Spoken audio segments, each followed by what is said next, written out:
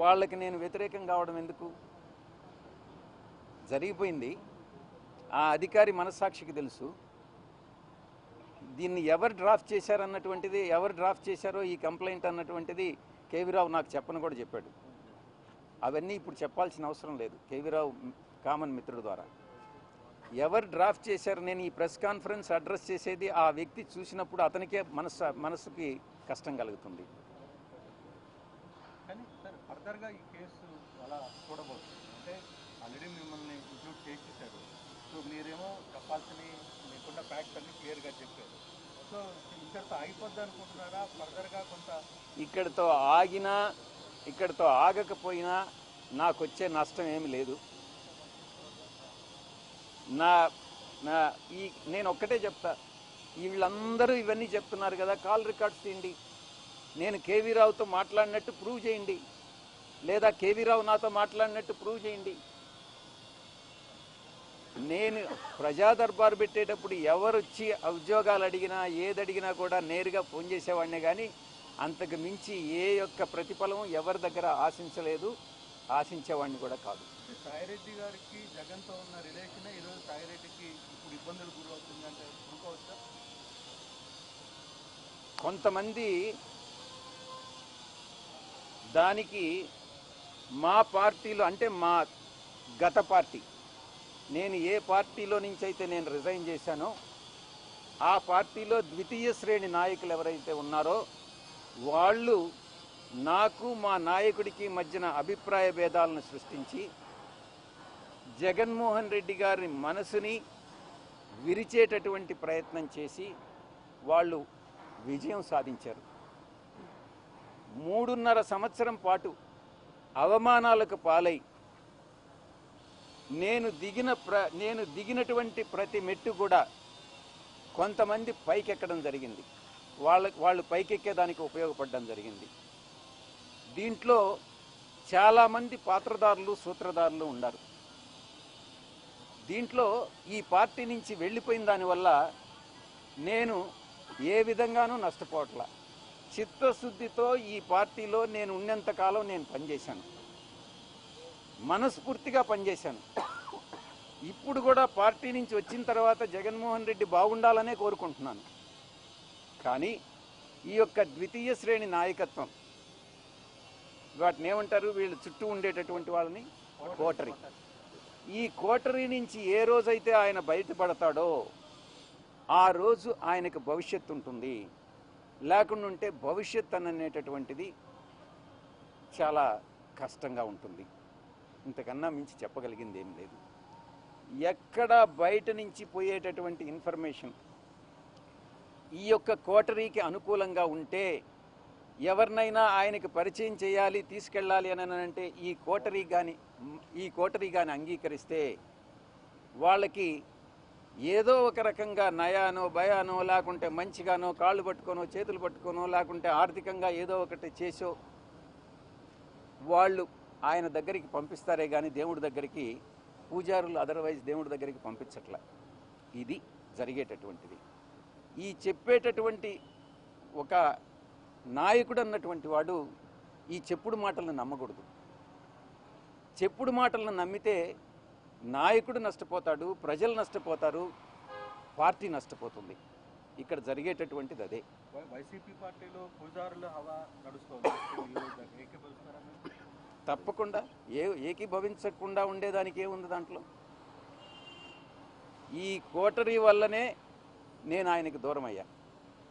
నేను ఇంకోటి, ఆయన జగన్మోహన్ రెడ్డి గారితో నేను మాట్లాడినప్పుడు నేను చాలా స్పష్టంగా చెప్పా, సార్ మీ మనసులో నాకు స్థానం లేదు, నా మనసు విరిగిపోయింది. మీ మనసులో స్థానం లేనప్పుడు ఈ పార్టీలో కొనసాగాల్సినటువంటి అవసరం నాకు లేదు. కాబట్టే నేను ఈ పార్టీ వదిలి వెళ్ళిపోతున్నాను. మీ చుట్టూ ఉండే వాళ్ళ చెప్పుడు మాటలు విని మీరు తప్పుదోవ పట్టొద్దు. మీకు ఎవరు నిజాలు చెప్తున్నారు, ఎవరు అబద్ధాలు చెప్తున్నారు అన్నటువంటిది మీరు పూర్తిగా అర్థం చేసుకోండి. అర్థం చేసుకొని మీరు నిర్ణయాలు తీసుకోండి. అప్పుడు మీరు ప్రజలకు ఉపయోగపడతారు. మీరు నాయకులు, అధినాయకులు, ముఖ్యమంత్రిగా 5 సంవత్సరాలు పనిచేసినటువంటి అనుభవం ఉంది. భవిష్యత్తులో కూడా మీరు ఇంకా ప్రజలకు సేవ చేయాలి. కాబట్టి ఈ చుట్టూ ఉండేటటువంటి వాళ్ళ మాటలు వినవద్దు అని నేను ఫోన్లో మాట్లాడినప్పుడు లండన్కి నేను చాలా స్పష్టంగా చెప్పాను. నా మనసు విరిగిపోయింది కాబట్టే నేను పార్టీ నుంచి బయట వచ్చా. రాజకీయాలను చేశారా ఏమన్నా? చేశారు. జగన్ గారే ఉండమని చెప్పారు. కానీ విరిగిన మనసు అతకదు కాబట్టి నేను పార్టీ నుంచి వెళ్ళిపోయాను. తిరిగి ఆ పార్టీలో వైఎస్ఆర్ కాంగ్రెస్ పార్టీలో చేరేటటువంటి ఉద్దేశం నాకు లేదు. గర్వాపసి అన్నటువంటిది అప్లై కాదు, నా మనసులో లేదు. వేరే పార్టీ వైపు ఏమన్నా మీరేమన్నా రికమెండ్ చేస్తున్నారా? మీరు బీజేపీలో చేరుతనే ప్రచారం ఉంది సార్. మీకు గవర్నర్ ఇస్తారన్న బ్రాకెట్ కూడా మీకు బీజేపీ ఉంది అనే ప్రచారం నడుస్తున్నారు. నిజమా అబద్ధమా? మీరు భవిష్యత్తులో రాజకీయాల్లోకి వస్తారా? నేనేం చెప్పాను? నేను వ్యవసాయం చేసుకుంటానని చెప్పాను. వ్యవసాయం చేసుకుంటున్నాను. దాని మీద కూడా మీరు పత్రికల వాళ్ళు చాలా కామెంట్స్ చేసినారు. ఈ వ్యవసాయదారుడు ఏందయ్యా ప్యాంట్ వేసుకొని ఇన్షర్ట్ చేసుకొని ఏం వ్యవసాయం చేస్తాడని అని అన్నారు. అంటే వ్యవసాయదారులు మంచి చొక్కా మంచి ప్యాంట్ వేసుకోకూడదా మీ దృష్టిలో? అలాంటప్పుడు వ్యవసాయదారుని మీరు కించపరిచినట్టు కాదా? గోచిపెట్టుకొని చేస్తేనే వ్యవసాయమా? అర్థం చేసుకోవాలి. మనోభావాలను దెబ్బతీయకూడదు. వ్యవసాయం అని అంటే వ్యవసాయమే. నేను నిజంగా కూడా అదే చేసుకుంటున్నాను. ఇప్పటి వరకు ఈ రోజు వరకు నేను వేరే రాజకీయ పార్టీలో చేరేటటువంటి ఉద్దేశం లేదు. ఇటువంటి వాళ్ళు ఏదైతే నా మీద నిందలు మోపుతున్నారో, ఎవరైతే నిందలు మోపుతున్నారో వాళ్ళందరినీ కూడా నేను భవిష్యత్తులో ఇప్పుడు నేను సిఐడికి యథార్థాలు చెప్పాను, వాస్తవాలు చెప్పాను, ఎవరు దీనిలో ఇన్వాల్వ్ అయ్యారన్నటువంటి విషయం చెప్పాను. నేను అదే చెప్పాను, కర్త కర్మ క్రియ 3 కూడా విక్రాంత్ రెడ్డి అనే విషయం చెప్పాను. నాకు తెలిసి జగన్మోహన్ రెడ్డి గారి ప్రమేయం లేదని చెప్పాను. నేను వాస్తవాలు చెప్పాను.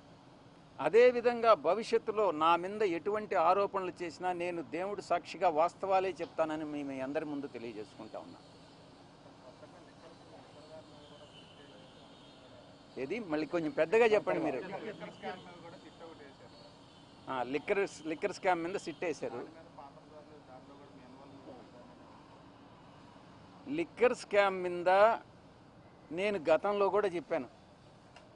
లిక్కర్ స్కామ్లో పాత్రధారి సూత్రధారి కర్త కర్మ క్రియ అన్నీ కూడా కసిరెడ్డి రాజశేఖర రెడ్డేను అన్నటువంటి విషయాన్ని చాలా స్పష్టంగా చెప్పాను. మరిన్ని వివరాలు భవిష్యత్తులో నేను చెప్పాల్సి వస్తే చెప్తాను. కానీ ఇప్పుడు అంటే ఇంతకాలంలో ఎప్పుడు ఈ సబ్జెక్ట్లో మాట్లాడని సాయిరెడ్డి గారు ఇప్పుడు సడన్గా పాత విషయాలు కూడా తెర మీదకి చెప్పే ప్రయత్నం జరుగుతుంది. దానివల్ల మీకు ఏమైనా ఇబ్బంది కలగదా? అంటే ఏ పత్రిక నుంచి? ఆర్టీవీ. మీరేమన్నా నన్ను ఉరేస్తారా? లేదంటే కొడతారా? చంపేస్తారా? చెప్పండి. ఆర్టీవీ రవిప్రకాష్ కదా, రవిప్రకాష్ ఏమన్నా ఉరేసేస్తాడా నన్ను? అయితే భయం ఎందుకు? భయము అనేటటువంటిది ఈ బ్లడ్లోనే లేదు. భక్తి అనేదే ఉండింది, ఇప్పుడు కూడా ఉంది. భక్తి ఇంతకుముందు నాయకుడి మీద ఉండింది, ప్రేమ ఉండింది. కానీ ఇప్పుడు ఓన్లీ దేవుడి మీదనే ఉంది, వెంకటేశ్వర స్వామి మీద. ఎందుకనంటే మనసు విరిగిపోయింది. అన్ని కష్టాలకి ఓర్చుకొని నాకు ఇన్ని పదవులు ఇచ్చాడు, నేను కాదనలే. కానీ అవమానాలు, నేను పడ్డ కష్టాలు అన్నీ కూడా ఒక్కసారి తలుచుకుంటే మనసు విరిగిపోయే బయట వెళ్ళిపోయారు. వ్యవసాయం so many years you are both are together కదా. చాలా కష్టాల్లో ఉన్నప్పుడు మీరు దగ్గరుండి చాలా అన్నీ చూసినారు, అంతా తెలుసు. కానీ ఇప్పుడు ఏదో చిన్న ఇష్యూలతో మనసు విరిగిపోయిందని జీవిత భాగస్వాములే విడాకులు తీసుకొని వెళ్ళిపోతున్నారు. మీ సంగతి ఏదో నాకు తెలీదు. ఇంకా నేను ఇన్ని తరాలుగా ఉండింది, కాస్త 3 తరాలుగా నేను కాదనలా. కానీ ఆత్మ గౌరవం ఆత్మవిశ్వాసం 2 ముఖ్యం. నేను ప్రలోభాలకు లొంగల. మా నాయకుడు నన్ను ప్రలోభాలకు లొంగావన్నాడు, నేను భయపడ్డానన్నాడు, నేను భయపడలా. ఇంకోటేది ప్రలోభం భయం, విశ్వసనీయత కోల్పోయానన్నాడు. విశ్వసనీయత కోల్పోలే. ఆ 3 యథాతిథిగా అప్పుడెట్టున్నాయో ఇప్పుడు అలాగే ఉన్నాయి. మా నాయకుల్లోనే మార్పు ఉంది. థ్యాంక్ యూ, ధన్యవాదాలు.